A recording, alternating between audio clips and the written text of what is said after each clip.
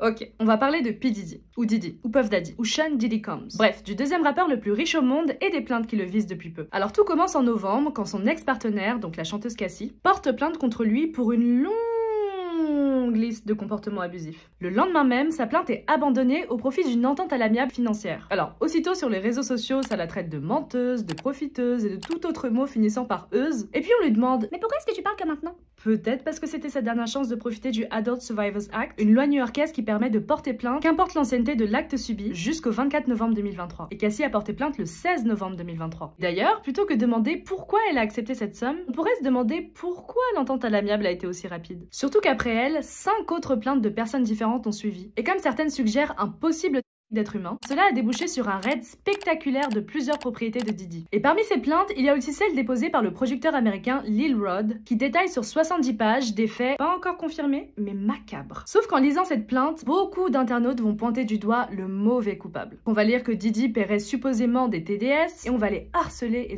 shamer ses ex. Et on va aussi lire que Diddy aurait supposément des relations intimes avec des hommes, puis on va essayer de deviner qui c'est, puis on va décider que c'est le rappeur américain Meek Mill, puis on va les harceler, puis Meek Mill va répondre dans une tirade absolument homophobe. Bref, y a rien qui va. Mais vous savez qui va très bien? Diddy. Il fait du vélo, il prend des photos avec des fans. Que ces faits soient avérés ou non, il sait qu'il y aura toujours des internautes pour le défendre et pour voir dans cette transgression possible, non pas des crimes, mais une toute puissance à laquelle aspirer. Et si ça vous rappelle quelqu'un, c'est normal, c'est parce que c'est toujours la même histoire qui se répète. Et j'aborde précisément ce cycle dans mon nouvel article publié sur urbania.ca.